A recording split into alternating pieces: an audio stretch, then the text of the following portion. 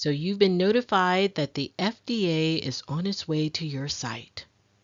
The first step is not to panic. As part of USF Research Integrity and Compliance and Tampa General Hospital's commitment to upholding the highest standards of ethical conduct in research, USF Quality Assurance Quality Improvement Program and TGH Research Compliance collaborated to develop this course in an effort to support our research community in getting FDA ready. My name is Dr. Titania Harris, USF QAQI Program Manager. And joining me on this educational course is Brittany Powell, USF QAQI Site Auditor, Research Compliance Administrator 2, Helena Polanski, USF QAQI IRB Auditor, Research Compliance Administrator 2, TGH Compliance Team, Angela Brinkley, TGH Compliance Manager, Amy Holbart, Research Compliance Quality Assurance Monitor, and Aaron Westcoat, Research Compliance Quality Assurance Monitor. Let's go ahead and get started. This course will review post-FDA inspection, during FDA inspection, and pre-FDA inspection guidance. In pre-inspection, we will go over some things to consider when you hear the FDA is on its way. We will have a brief review of applicable federal regulations, explain study oversight and record retention for USF and TGH. Then we will review how to select your FDA inspection team and what you should expect to happen to prepare for the inspection. Now, let's hear from TGH Research Compliance QA Monitor Amy Holbert on FDA regulations and study oversight. Food and Drug Administration regulations. The Food and Drug Administration, known as the FDA, is an agency within the Department of Health and Human Services. The Department of Health and Human Services, known as DHHS, is the United States government's principal agency for protecting the health of all Americans and providing essential human services. The enactment of the 1938 Food, Drug, and Cosmetics Act, known as the FD&C Act, tightened controls over drugs and food. The act included new consumer protections against unlawful cosmetics and medical devices and enhanced the government's ability to actually enforce those protections. The FD&C Act is still in force today.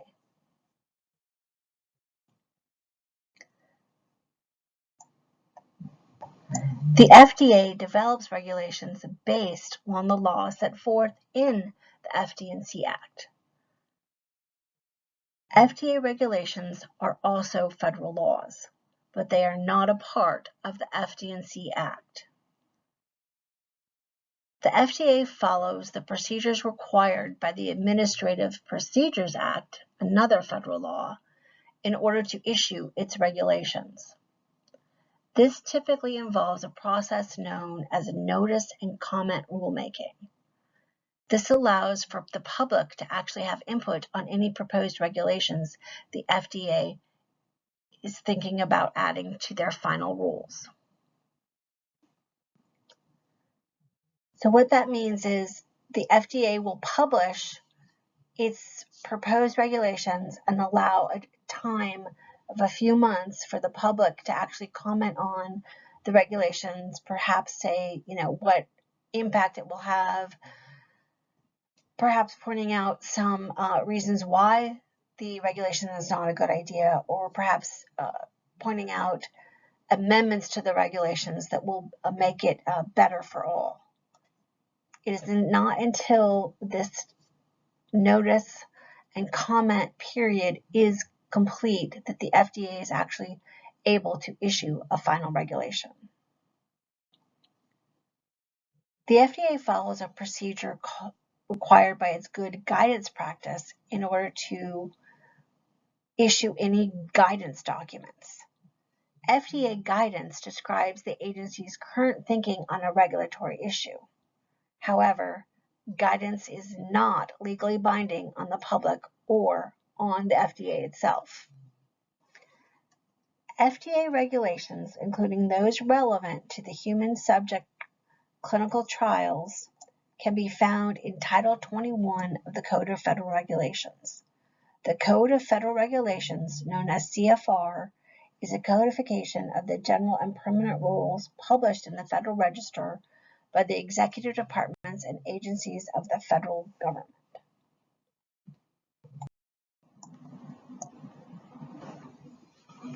All human subject clinical trials have additional layers of oversight within the institutions. All human subjects clinical trials, either conducted at USF or Tampa General, will undergo a review by the Institutional Review Board. This review will occur in order to ensure that the proposed research is reasonable.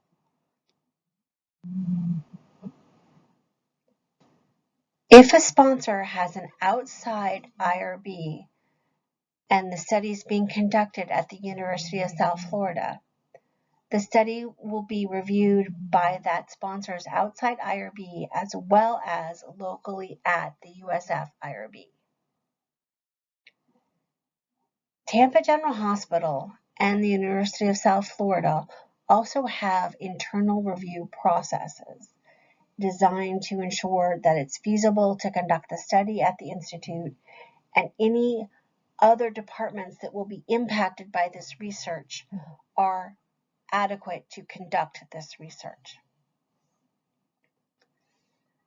Tampa General Hospital has a research compliance department, and the University of South Florida has a QAQI department. These departments exist in order to ensure that the clinical research being conducted at their institutions is being conducted in a quality and compliant manner in accordance with all internal and external policies, procedures, and regulations that govern human subjects research. Each institution has their own SOPs that discuss general operations, compliance, finance, regulatory issues, electronic storage issues, clinical operations issues, pharmacy operations issues, and onboarding and training and education for those involved with clinical trials.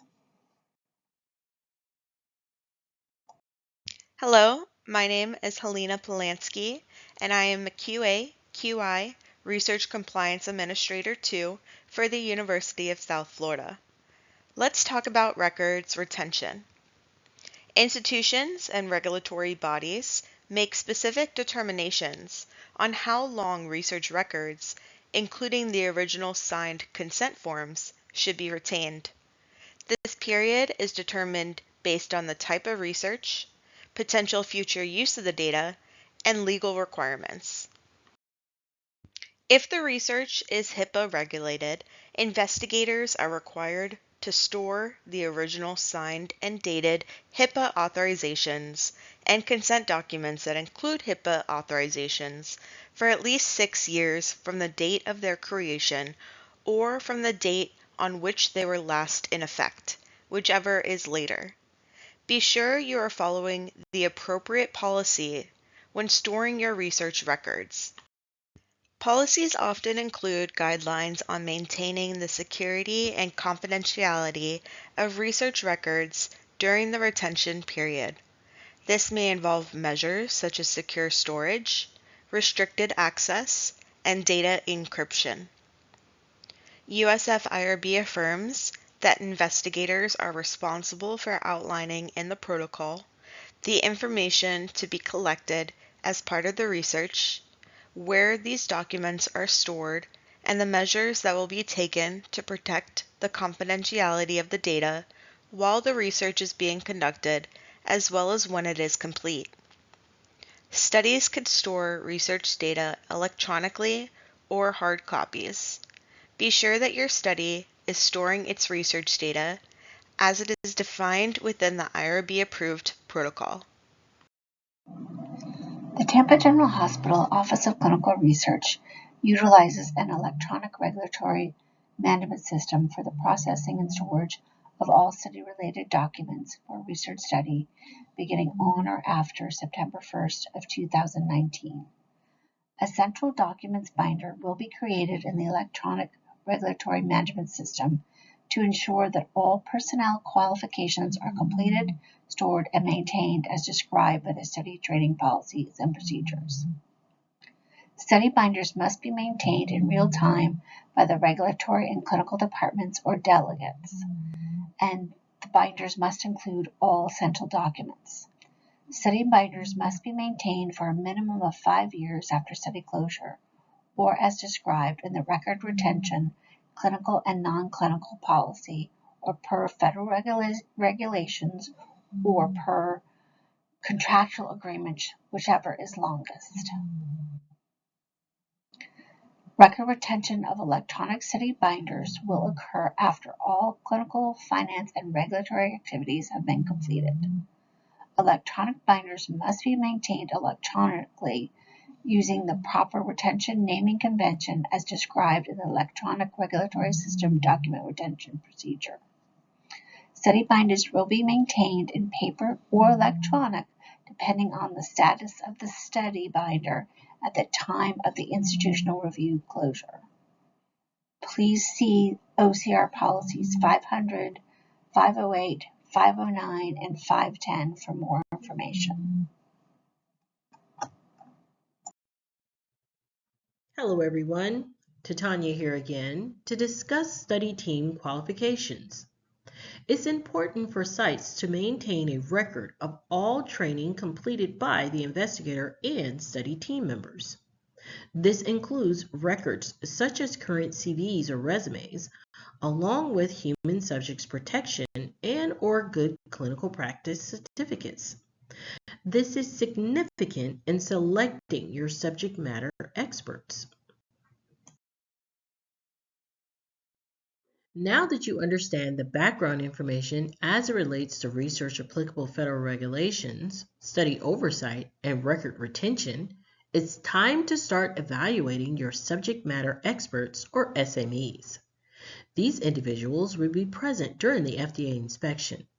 To pick the SME, you need to decide which individual will be best in an inspection and which one may present too much of a risk to put in front of investigators. There are several factors that should be considered when selecting who is best. Competency in answering an investigator's questions. Your SME must be ready to answer questions and provide clear explanations of the study's quality systems, processes, and associated records. They also need to be ready to provide clear explanations related to any areas of risk you have identified. Performance under stress. Consider how individual SMEs react to stress. Will they keep calm or will they panic? Are they likely to respond to investigators' challenges by passing the buck or pointing the finger at management? In other words, someone who may be a loose cannon should never be allowed to face an investigator. Demeanor and attitude. Think about the kind of impression an individual may make on investigators. Does he or she appear professional, appropriately dressed, and confident? Is their attitude one of openness and cooperation, or hostility and fear? Make sure that the person can make eye contact and speak clearly with authority when speaking to the investigator. Adaptability. Can the SME handle unexpected requests or changes in the mood or direction of the inspection? Also, if the person selected to be the study's SME is new to their position or to the clinic itself, they may need some extra coaching. They may require additional time to practice face-to-face, interpersonal inspection skills and learn how to work with an investigator prior to the actual inspection date. Now, let's think about what you need to expect during the inspection. The next two slides will help you understand what may happen during the inspection. FDA investigators are trained to evaluate you in order to discover how the study is operating, not to catch you making mistakes. To accomplish this, FDA inspectors will ask closed-ended questions. So closed-ended questions are narrowly focused and require only very brief answers. Often a simple yes or no will do. For example, do you have a training program? Do you have a CAPA plan, which is a corrective and preventative action plan? Is this your signature? Study team members should avoid providing broader responses when they are asked a closed question. Doing so can frustrate an investigator and may open the door to more investigations and questions. Open-ended questions are designed to encourage the SME to talk and provide as much information as he or she wishes. They are very broad, such as, "What can you tell me about?" or "What do you think about?" Investigators often use open-ended questions to obtain more detail while reviewing complicated or sensitive areas. Instruct SMEs to provide fact-based answers, not responses based on opinion. Leading questions are phrases to suggest what kind of answer the investigator is seeking, such as, "You don't believe this process is effective, do you?"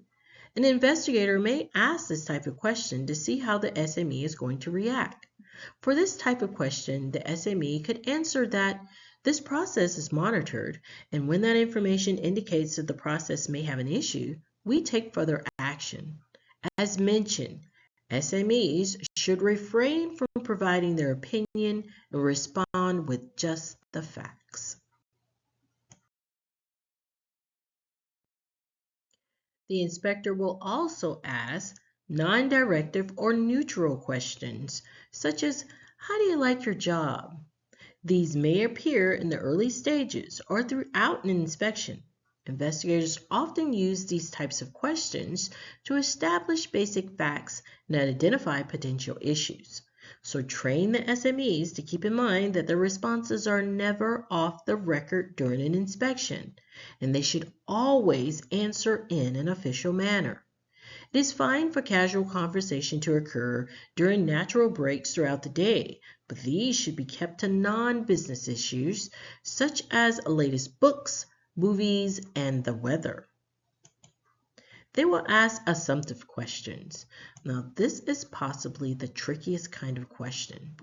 These questions are designed to put the interviewee at ease and imply that the investigator already knows and accepts the answer, so the SME feels free to provide information he or she might otherwise not have shared. An example of an assumptive question might be, "So your CAPA plan does not require an audit or review for all non-compliances?" Notice how the question was phrased. It assumed that the CAPA plan did not require an audit or review. Instruct SMEs to listen very carefully to these types of questions to ensure that the investigator's understanding is correct. Reinforce that although the investigator may seem more relaxed and casual, an inspection is an official formal event and SMEs should not let their guard down. Finally, they will ask a restatement of questions that was already asked and answered. Now, asking the same question multiple times of the same SME or different SMEs is done to confirm facts and to ensure he or she is receiving consistent answers. The SMEs can sometimes find this frustrating, but need to understand that this is part of the FDA's investigators' process. Make sure that other SMEs are kept aware of the content of previous discussions so that they do not make statements that contradict previous answers. It's best to have daily debriefings with the study teams. This ensures everyone is on the same page. Now, let's go over what you should expect to happen during the inspection and the FDA remote regulatory assessments. Upon arrival at the clinical investigator study site, The FDA investigator will display his or her FDA credentials or badge and issue a completed Form FDA 482 to the clinical investigator or appropriate study staff. FDA is authorized at reasonable times to access, inspect, and copy any required records related to the clinical investigation, but we want to ensure that they only review relevant information. So be sure you have a room reserved for them that is away from the research and clinic staff. An isolated office space is best. And make sure it is close to the restroom so they aren't walking around the clinic or study area. And be sure that the room does not have any study or clinical documents inside. When the FDA inspector arrives, the SME should be there to greet and escort them to the office space and show them the restroom. The office and clinic staff should be made aware of the inspector's visit prior. This is an opportunity to show your best foot forward to the inspector, so be sure everyone is nice, pleasant, and professional.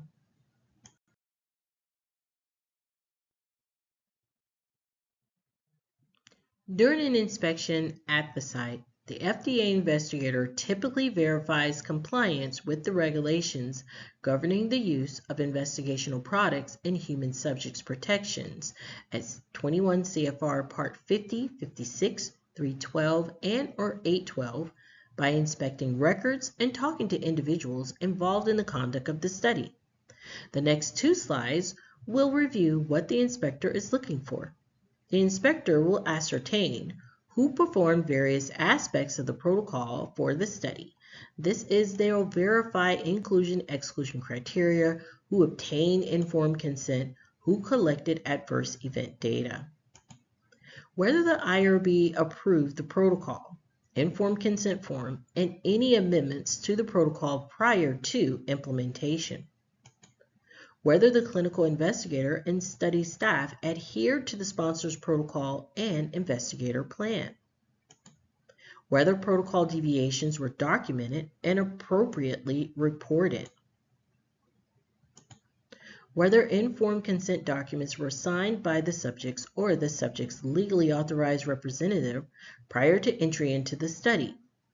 This is how they review the performance of any study-related procedures.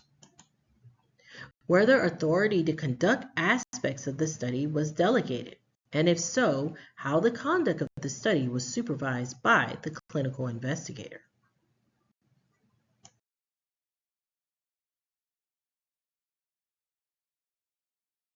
Hi, it's Helena again. During the inspection, the FDA investigator will ascertain where specific aspects of the investigation were performed, how the study data was obtained, and where the study data was recorded, accountability of the investigational product, including shipping records and disposition of unused investigational product, whether the clinical investigator disclosed information regarding his financial interests to the sponsor and or interests of any sub-investigators, spouses, and dependent children. The monitor's communications with the clinical investigator and the monitor's evaluations of the progress of the investigation, and corrective actions in response to previous FDA inspections, if any, and regulatory correspondence or sponsor and or monitor correspondence. The FDA investigator may also audit the study data by comparing the data filed with the agency or the sponsor, if available, with records related to the clinical investigation. Such records may include the case report forms and supporting source documentation, including signed and dated consent forms, and medical records, including, for example, progress notes of the physician, the subject's hospital chart, and the nurse's notes. The FDA may also examine subjects' medical records that are part of the clinical investigation and predate the study to verify whether the condition under the study was in fact diagnosed, the study eligibility criteria were met, and whether the subject received any potentially interfering medication prohibited by the protocol. The FDA investigator may also review subjects' records covering a period after the completion of study-related activities to determine if there was proper follow-up as outlined in the protocol, and if the clinical investigator submitted all reportable adverse events, including all clinical signs and symptoms.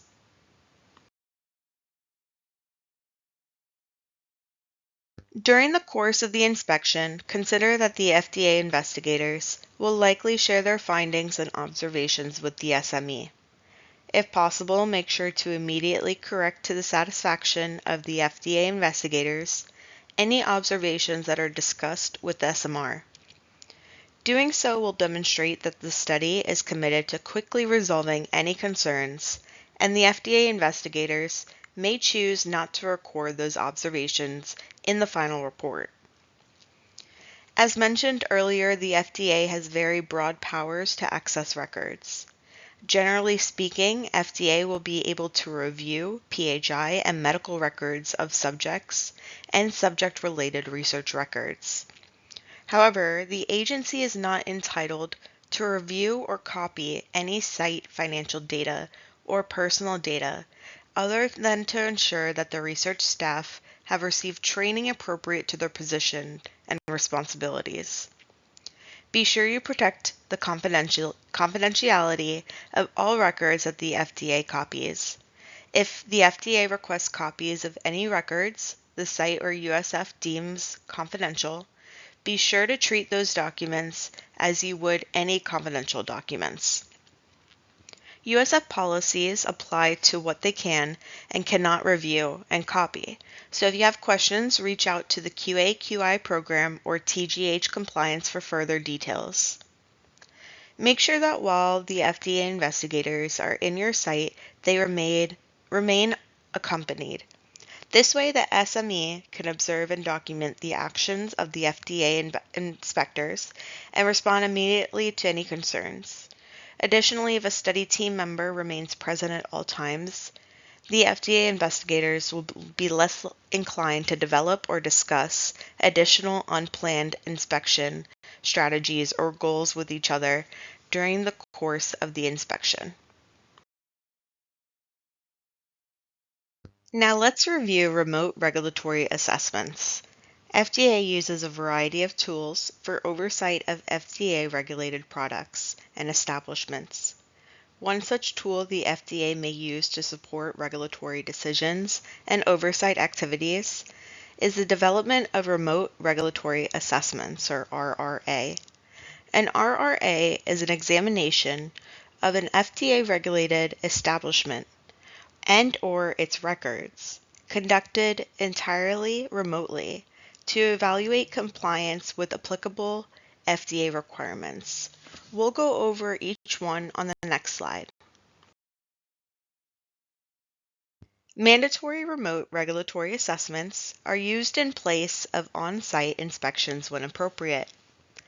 The FDA may initiate, or in the case of a voluntary RRA, request to conduct an RRA whenever they determine it is appropriate to help fulfill the agency's regulatory responsibilities and protect human and animal health.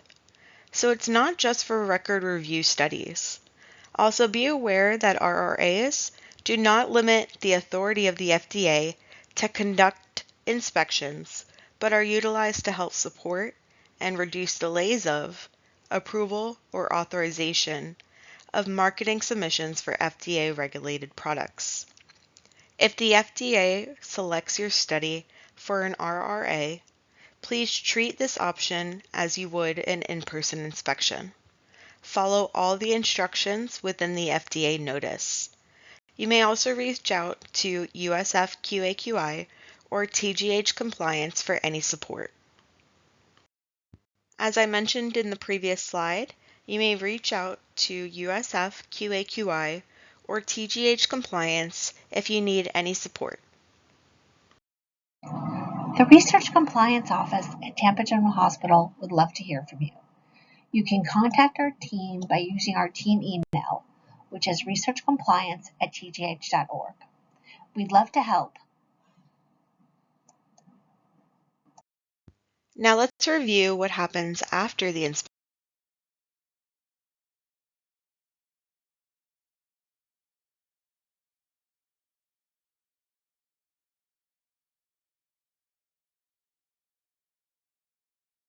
If deficiencies are found, the inspector will issue a written form FDA 483 to the clinical investigator or his or her representative. Remember that the inspector will be in communication with you and the study team members during the inspection, so this 483 should not be a surprise. Receiving a 483 is not ideal, so let's go over common reasons that the FDA will issue a FDA 483. Common issues noted in an FDA 483 include the failure to follow the investigational plan and signed investigator statement or agreement, protocol deviations, inadequate record keeping, inadequate accountability for the investigational product, or inadequate subject protection, including informed consent issues. Following the inspection, the FDA investigator will prepare a written establishment inspection report, or EIR, and other materials. We'll go over these materials. The establishment inspection report includes copies of any materials collected during the inspection, and any clinical investigator response that has been received by the district office are forwarded to the appropriate FDA center for further evaluation and final classification of the inspection outcome. Once the clinical investigator receives the 483, they may respond to the observations orally during the exit interview and/or respond in writing after the inspection. After review, one of the following types of letters is typically sent from the appropriate FDA center to the clinical investigator. A letter that generally states that FDA observed basic compliance with pertinent regulations. Note that a letter is not always sent when FDA observes no significant deviations. An informational or untitled letter that identifies deviations from statutes and regulations that do not meet the threshold of regulatory significance for a warning letter. Generally, such letters may request a written response from the clinical investigator. A warning letter that identifies serious deviations from applicable statutes and regulations. A warning letter is issued for violations of regulatory significance. Significant violations are those violations that may lead to enforcement action if not promptly and adequately corrected.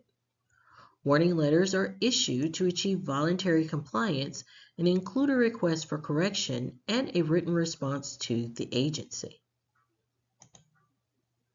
A notice of initiation of disqualification proceedings and opportunity to explain.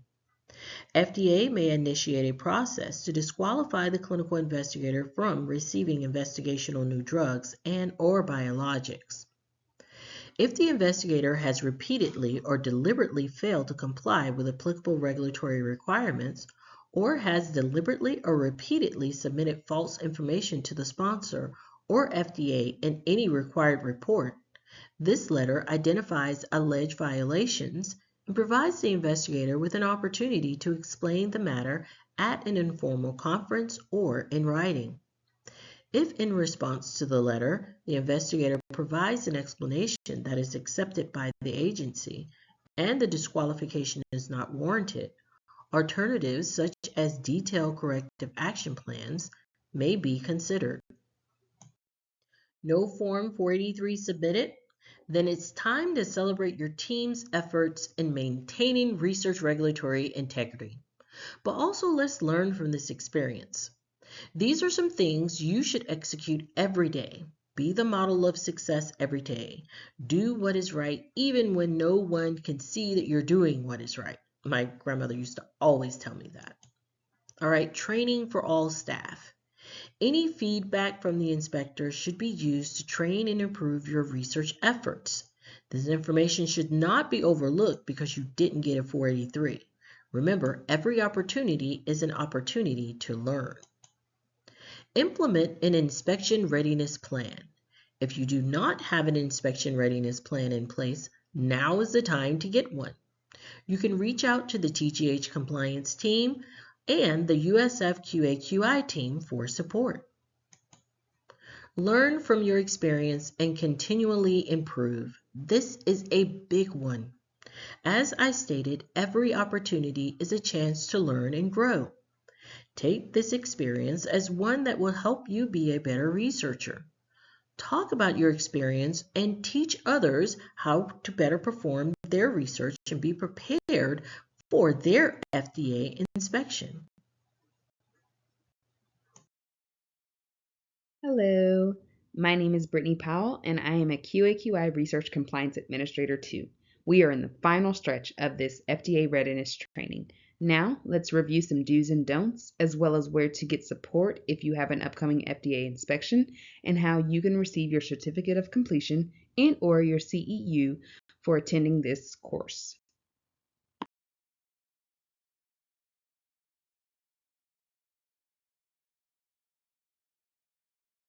When you are in an FDA inspection, it is beneficial to do the following. Answer all questions honestly. Say, I don't know, or I'll get the answers for you. Avoid such phrases as I think, sometimes, often, usually, never, and next time. Avoid qualifiers such as typically, normally, generally, and usually. Stop speaking once a question is answered. Ask for explanations and interpretations of what you do not understand. Maintain a friendly and cooperative attitude. Control your temper. Remain courteous and professional. And maintain eye contact.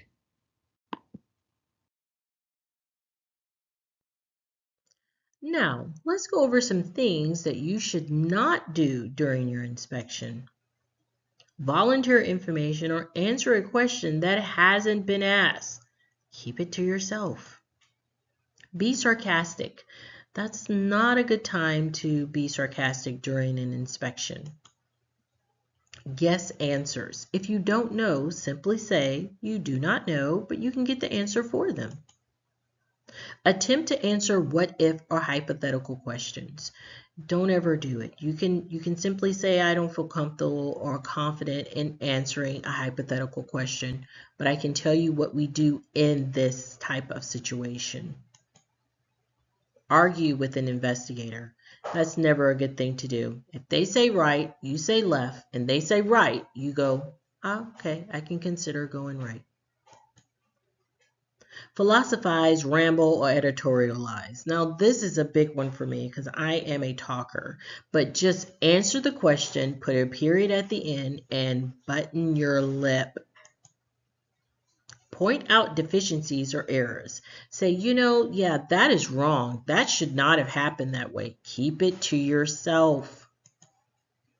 Apologize for problems or comments made by an investigator. If your investigator is a little harsh during your inspection, you are their advocate. You're on their team. Do not talk bad or speak negatively about them in front of the inspector. You can always talk to the investigator offline, but not during the inspection. Feel the need to respond to every comment made. Sitting in silence is beautiful, especially during an FDA inspection. You don't have to comment or say something, just sit in silence. Become defensive or evasive. That's never a good idea. If you're starting to feel that they are coming at you, just take a deep breath and remember this is a formal process and try your best to be professional. Look away, fidget, or look nervous. That's never a good thing. It's making them think you have something going on. So just get your nerves out. Think about that common thing that they used to say during the classes where you had to go debate club or something. We had to get a public speaking classes. Just think about it, everyone in their underwear. That's always a good thing to get your mind off of getting nervous, or think about something that's fun. I like looking at water. Sometimes I just hear the ocean. Think of that. Try not to look nervous or look away. Make statements about your personal opinion to the FDA. That's never a good idea. The FDA is always out here doing this and doing that. That's never a good idea. Just keep it to yourself.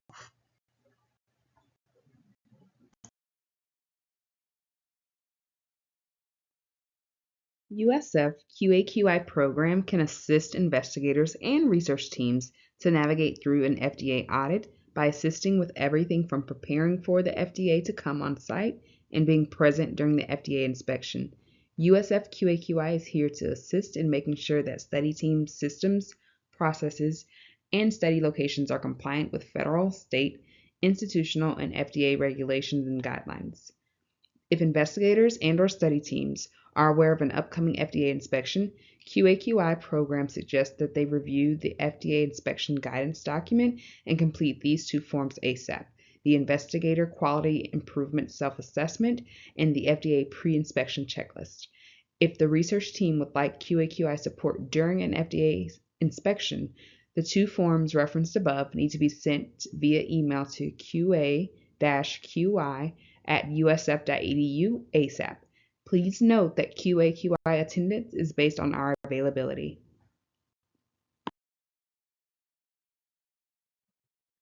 For support with additional research compliance guidance, you may review the QAQI website and our public-facing investigator tools folder.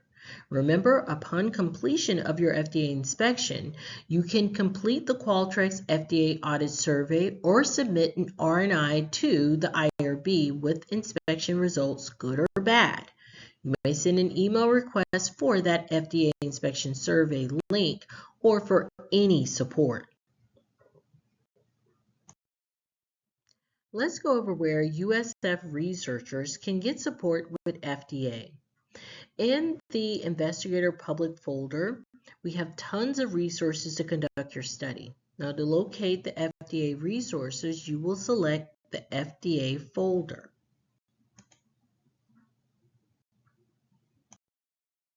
To obtain USF QAQI FDA resources, you will select the FDA Inspection Guidance folder. In this folder, you will see the two forms that you need to complete prior to obtaining support from QAQI, as well as the QAQI FDA Inspection Guidance document. Thank you for completing this course. Florida Nursing Board Continuing Education credit is offered for this course, and the CE number may be obtained after you take the course quiz. Also available are participation certificates for anyone who took this course if you need continuing education credit for any entity other than the Florida Nursing Board. The Florida Nursing Board credits have been approved by the Florida Nursing Board. However, you will have to check with your licensing board or the certificate board of any organization you belong to that you would like to use this credit for if it is not the Florida Nursing Board. Please see either the link or the QR code in order to be connected to the course assessment, in which you will be able to find your CE number and download your certificate. Thank you for giving us some of your time. Keep in mind that no matter how well trained and competent your study team members are, issues may arise as we are all humans. Now, if your investigator has failed to properly address a problem, you cannot expect an SME's answer to make it a non-issue. This is why it is important to identify your study's areas of weakness in advance so that you can correct them. And if your study can't eliminate a problem entirely, SMEs should know how to discuss it in a way that clearly represents how the study identified and addressed the issue or is in the process of addressing it. The FDA does not expect that a study will never experience problems. What it does expect is that problems are identified and appropriately addressed. One of the key points that the FDA has shared repeatedly when speaking at research forums is that the agency expects research organizations to identify and correct problems on its own without being prompted to do so by the FDA. I hope this presentation was beneficial.